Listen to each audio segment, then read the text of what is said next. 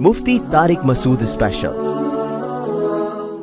دیکھو ڈاکٹر اسرار رحمۃ اللہ علیہ کی جو پیش گوئیاں ہیں، کل کسی نے مجھے بھیجا کہ ڈاکٹر اسرار نے تو پہلے کہا تھا افغانستان پاکستان پہ حملہ کرے گا، مجھے ویڈیو بنا کے بھیجی، میں نے کہا وہ ہمارے لیے قابل احترام ہے، لیکن ڈاکٹر اسرار نے حامد کرزئی کے بارے میں کہا تھا، آگے پورے کلپ میں حامد کرزئی کا نام بھی ہے، وہ کسی نے کٹ کر کے آدھا چلا دیا۔ میں نے کہا دیکھو ڈاکٹر اسرار بھی نہ عالم الغیب تھے، انہوں نے کہا شاہ ولی اللہ نے بھی کہا تھا، میں نے کہا نہ شاہ ولی اللہ عالم الغیب تھے۔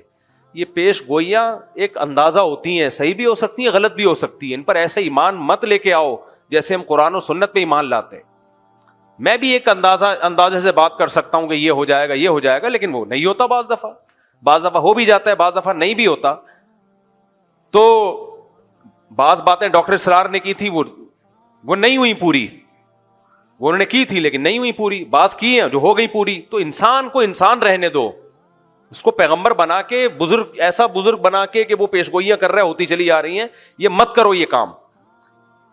لوگ کہتے ہیں وہ تو حدیثوں سے پیش گوئیاں کر رہے ہیں، حدیث سے پیش گوئی ممکن ہی نہیں ہے، کیونکہ حدیثوں میں کسی چیز کا ٹائم مینشن نہیں کیا گیا ہے، اور یہ میں اپنی طرف سے نہیں کہہ رہا، یہ پہلے لکھ چکے ہیں علماء اور محدثین، چونکہ تاریخ میں دیکھا ہے علماء محدثین نے کہ حدیثوں سے لوگ تانے بانے ملا کے ایک پریڈکشن کرتے ہیں، ایک پیش گوئی کرتے ہیں، اور پھر اس کے حساب سے ماحول بنانا شروع کر دیتے ہیں، حالانکہ حدیث میں اس کا وہ ٹائم مینشن نہیں ہوتا، اور پھر یا تو اس کے نام پہ کوئی فساد پھیلا دیتے ہیں، یا پھر سادہ لوگ جب دیکھتے ہیں کہ یہ ہونے والا تھا لیکن ہوا نہیں، تو ان کا حدیثوں سے ایمان اڑ جاتا ہے۔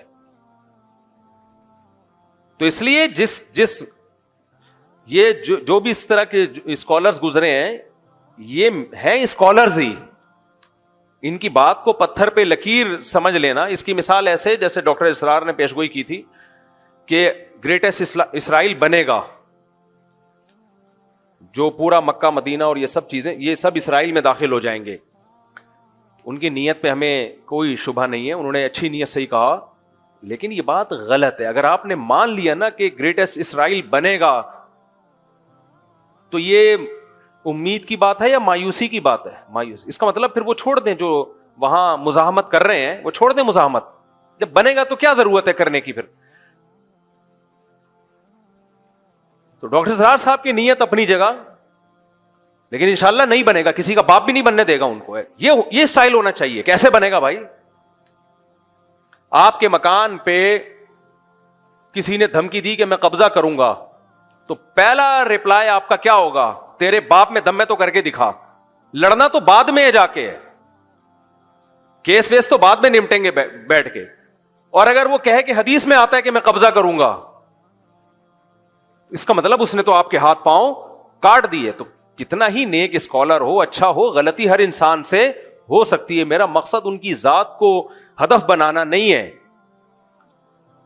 میرا مقصد صرف اور صرف یہ بتانا ہے کہ حدیثوں میں کسی چیز کو مینشن نہیں کیا گیا ٹائم کو۔ اس لیے علماء پہلے یہ سب حدیثوں کو ایکسپلین کر چکے ہیں کہ حدیثوں میں دو طرح کی حدیثیں ملتی ہیں ہمیں۔ ایک تو وہ حدیثیں یہ کرو یہ مت کرو، جن میں آرڈر ہے کہ یہ کرنا ہے اور یہ نہیں کرنا، ان حدیثوں کو ہم نے فالو کرنا ہے۔ دوسری وہ حدیثیں جن کا تعلق ہے پیش گوئیوں سے، وہ نبی صلی اللہ علیہ وسلم کی نبوت کی دلیل ہے کہ آپ نے بتایا ایسا ہوگا، لیکن ٹائم نہیں بتایا، تو بس اتنا ایمان رکھنا پڑے گا کہ ہوگا۔ کب ہوگا یہ نہیں بتایا، لہذا ان حدیثوں کا عمل سے تعلق نہیں ہے کہ ان کو سامنے رکھ کر ہم پلاننگ کرنا شروع کر دیں۔ نا نا نا نا نا نا، یہ غلطی نہیں کرنا۔ پلاننگ ان حدیثوں کو سامنے رکھ کے نہیں کی جائے گی، پلاننگ گراؤنڈ ریئلٹی کو سامنے رکھ کے کی جائے گی۔ پلاننگ جو کی جائے گی گراؤنڈ ریئلٹی، آج کی زمینی حقیقت کیا کہہ رہی ہے، اسباب کیا کہہ رہے ہیں کہ کیا کرنے سے کیا رزلٹ نکلتا ہے اسباب کی دنیا میں، اسباب کی دنیا میں کیا کیا جائے تو کیا رزلٹ نکلے گا، تو ان اسباب کو سامنے رکھ کے فیصلہ کرنا ہے۔ کیوں؟ نبی کی یہ سنت ہے کہ ہمیشہ فیصلہ کس کو سامنے رکھ کے کیا جائے گا؟ بولو نا، اسباب کو۔ تو اسلام اسباب اختیار کرنے کا حکم دیتا ہے، اسباب سے دور نہیں کرتا آپ کو۔ جب تک مسلمانوں نے اسباب اختیار کیے، دنیا پہ حکومتیں کی ہیں، سلطان محمد فاتح نے ترکی میں، استنبول میں، قسطنطینیہ میں جو قلعہ فتح کرنا تھا، اس کے لیے وہ اپنی صف میں بزرگوں کو بھی لے کر گیا جو دعائیں مانگیں گے, لیکن اس کے لیے بزرگوں کو تو لایا ہے دعائیں مانگنے کے لیے, لیکن اس نے پہلے اپنے انجینئرز کو کہا کہ اتنی بڑی توپ بناؤ جو اس سے پہلے دنیا میں کسی کے پاس اتنی بڑی توپ نہ ہو, جس کو لوگ کے بولیں یہ توپ ہے. کہتے ہیں نا کیا توپ چیز ہے,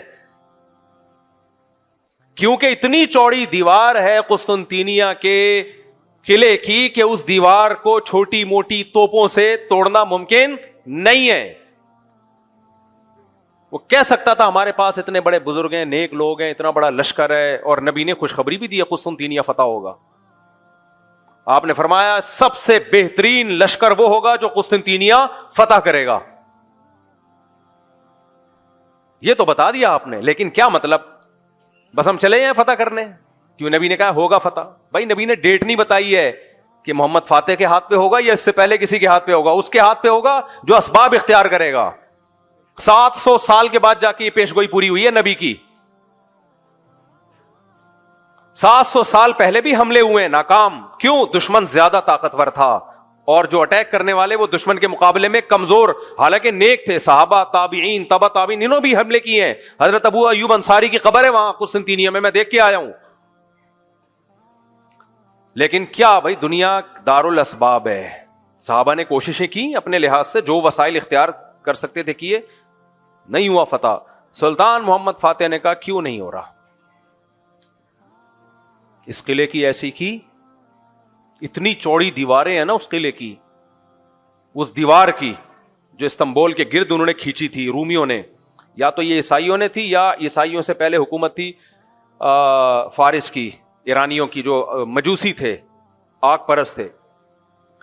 اب اس میں دونوں قول ملتے ہیں ہمیں, مجھے پوری تحقیق نہیں ہے کہ یا تو یہ مجوسیوں نے بنائی تھی پہلے آگ پرست. دو ہی بڑی سپر پاور گزری ہے نا بھائی, ایک ایرانیوں کی گزری ہے اور ایک مسیحی. اس سے پہلے تو یہودیوں کی تھی. دیکھو پہلے یہودیوں نے دنیا میں حکومت کی ہے سلیمان اور داؤد علیہ السلام کے دور میں. ہر جگہ کس کی تہذیب نظر آتی تھی؟ یہودیوں کی.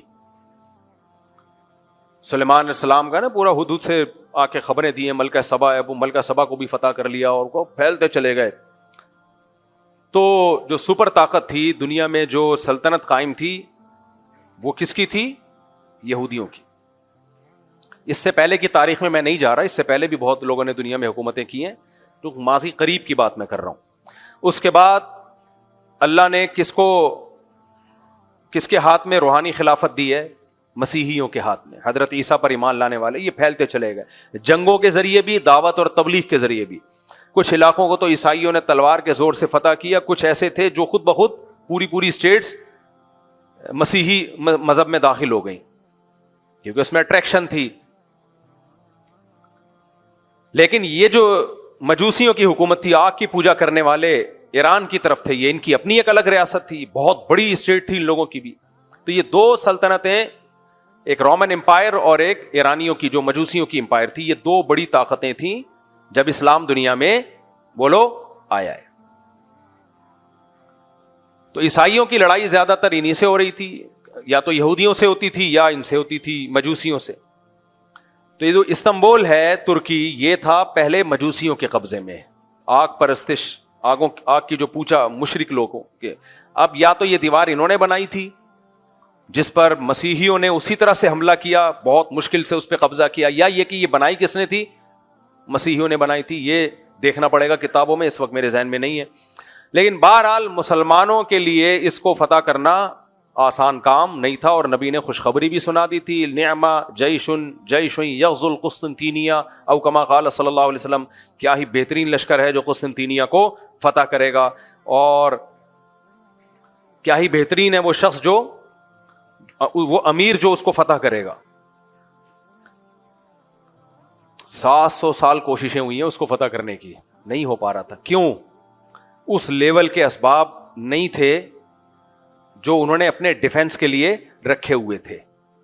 حالانکہ اٹیک کرنے والے, حملہ کرنے والے میرے اور آپ جیسے نہیں تھے, بڑے اللہ والے, بڑے نیک لوگ تھے, بڑے بزرگ لوگ تھے وہ.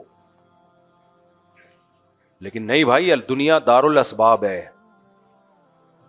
انہوں نے ڈیفنس کا سسٹم اتنا مضبوط کیا ہوا تھا, جس کی دیواریں اتنی چوڑی کہ اس پہ گدا گاڑیاں چل سکیں, بیل گاڑیاں چل سکیں, اتنی چوڑی دیواریں. ان دیواروں پہ آپ اس زمانے کے گولے مارو گے تو کیا ہوا, ایسا لگتا تھا جیسے کسی نے خارش کی ہے, کھجایا ہے تھوڑا سا دیوار کو. اس کو کیسے فتح کریں؟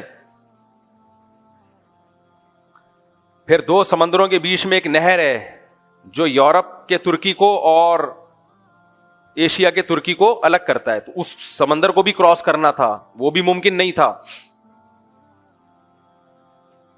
اور اس سمندر تک کشتیاں پہنچانا ممکن نہیں تھا, اس پانی تک کشتیاں پہنچانا ممکن نہیں تھا. کشتیاں سمندر کے راستے سے لے کر آئیں تو دشمن کا قبضہ تھا اس پہ, اور کشتیوں کو بائی روڈ لے جانا, اتنی بڑی تعداد میں سمندری جہاز جیسی کشتیوں کو بائی روڈ لے جانا ممکن نہیں تھا. تو سلطان محمد فاتح نے 2 خاندانی کام کیے. بولا سب سے پہلے تو ایک اتنی بڑی توپ بناؤ کہ جس کو لوگ کہیں یہ کیا ہے, کیا توپ بنائی ہے, کیا توپ بنائی. یہ اسباب اختیار کیے اس نے. اور دوسرا, کھوپڑی استعمال کرو. جب تک ہم وہ جو 2 سمندروں کو ملانے والی پٹی ہے پانی کی, اس میں کشتیاں نہیں اتاریں گے, اور اتارے بھی چپکے سے, دشمن کو پتا نہ چلے, تو اس وقت تک ہمارے لیے اس کو فتح کرنا ممکن نہیں ہے. مشورہ ہوا کہ ایک ہی آپشن ہے ہمارے پاس, توپیں تو بنانا کوئی مشکل نہیں ہے, انجینئرز نے بنا لی بڑی بڑی توپیں, آج بھی رکھی ہوئی ہیں ترکی کے میوزیم میں آپ جائیں. تو سب سے بڑا مسئلہ یہ ہے کہ خشکی کو پار کر کے پانی میں کشتیاں کیسے اتاری جائیں, جہاں مجاہدین کو بٹھا کے شہر کے اندر بھیجا جائے تاکہ وہ پیچھے سے بھی اٹیک کریں. 2 بڑے چیلنج تھے. نمبر 1 کشتیاں وہاں تک پہنچانا, نمبر 2 چپکے سے پہنچانا, کیونکہ دشمن دیکھ لے گا, وہ مارے گا. میں اور آپ ہوتے ہم کہتے لا الہ الا انت سبحانک انی کنت من الظالمین, 10 لاکھ دفعہ اس کا ورد ہوگا. ہاں آؤ بیٹھو سارے, یا اللہ فتح کرا دے, یا اللہ ہم تیرے گناہگار بندے ہیں, اور ابھی تک گناہگار ہی ہیں کیونکہ اسباب اختیار کر نہیں رہے. پھر ہم جاتے, شف سرکار بھی ہمارے پاس ہوتا, ہم کہتے ادھر منہ کر کے جتنی تیرے پاس پھونکے آج ساری نکال دے یار. گورنمنٹ سے کہتے پھونک کے اسپیشل سلنڈر لے کر آؤ اور شف سرکار کے لگا دو تاکہ ہوا اندر جائے اور سرکار کے زمانے مبارک سے باہر نکلتی رہے ہوائیں. وظیفے کا خدا نہ خواستہ میں مذاق نہیں اڑا رہا, لا الہ الا انت سبحانک انی کنت من الظالمین, یہ بہت کارآمد دعا ہے. اس دعا کی برکت سے یونس علیہ السلام مچھلی کے پیٹ سے نکلے ہیں. مصیبتوں میں یہ دعائیں مانگنی چاہیے, یہ وظیفہ پڑھ سکتے ہیں, پڑھنا چاہیے, لیکن پہلے کام تو پورا کرو بھائی. پیناڈول رکھی ہوئی ہے, بخار میں یوں یوں جھوم رہا ہے, ابے یہ 2 گولی کھاتے ہوئے تجھے تکلیف ہو رہی ہے, موت آ رہی ہے, کھا لے, پھر فاتحہ پڑھ کے پھونک بھی لگا دینا. وہ کھا نہیں رہی ہے, اور سارا زور کس پہ ہے؟ پھونکوں پہ ہے.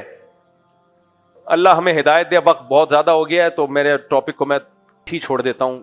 کوئی بات نہیں, آپ نے کون سے اہم اسلامیات کی تیاری کرنی ہے تو اگلے ہفتے سے پھر جہاں سے چھوڑا انشاءاللہ وہاں سے شروع کرنے کی کوشش کریں گے. اللہ سمجھنے کی, عمل کی توفیق عطا فرمائے.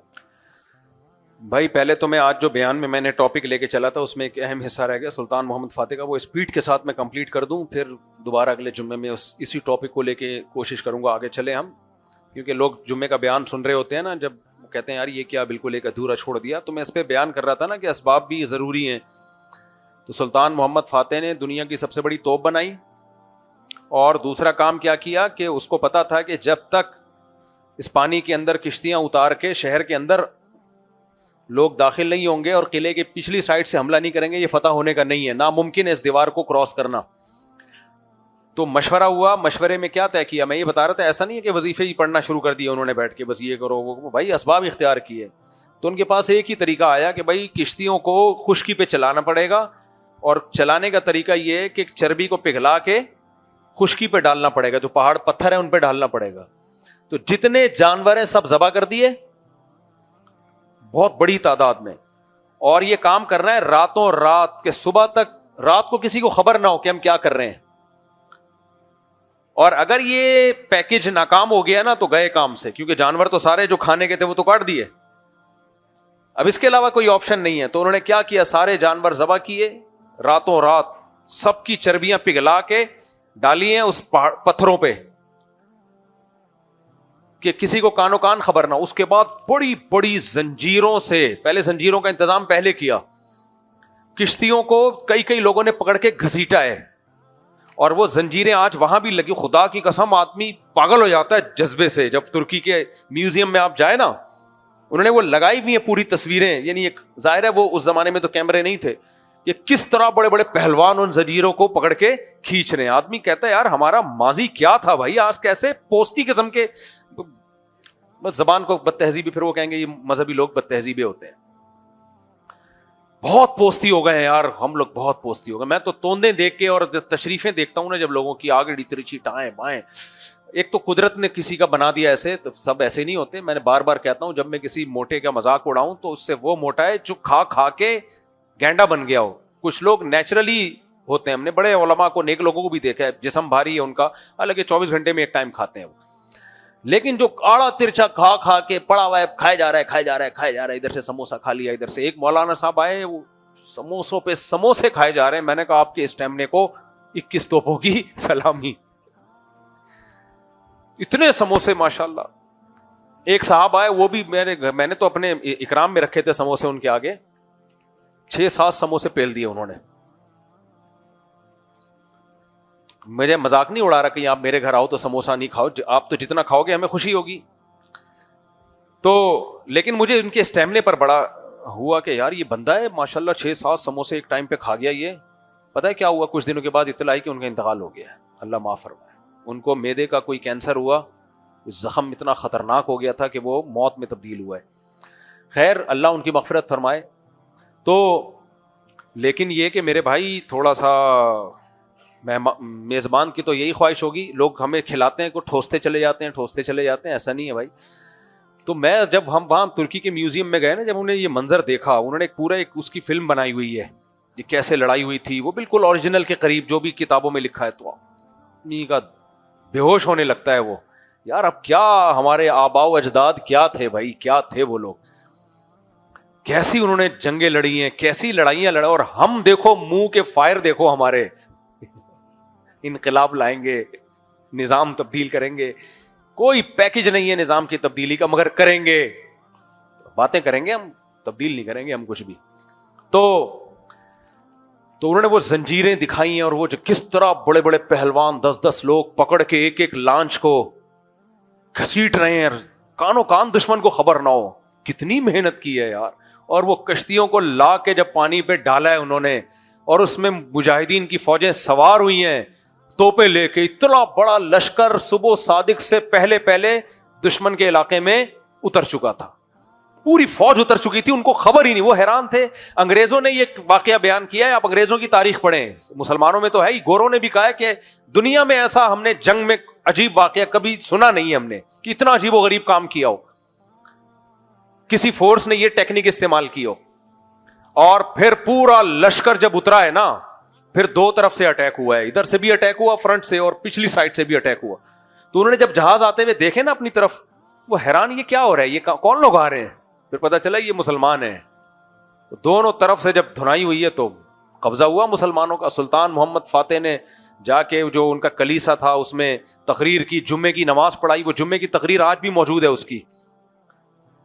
اتا ترک نے بدماشی یہ کی ہے کہ ترکی کا رسم الخط چینج کر دیا تاکہ ترک قوم کا اپنی ہسٹری سے ریلیشن ختم ہو جائے, رومن کر دیا اس کو. جیسے اردو بھی اب چینج ہو رہی ہے نا, تو جب اردو چینج ہو جائے گی, رومن میں آ جائے گی, تو کسی کو کیا پتا چلے گا علامہ اقبال کیا کہہ کے گئے اور ہماری ہسٹری کیا ہے.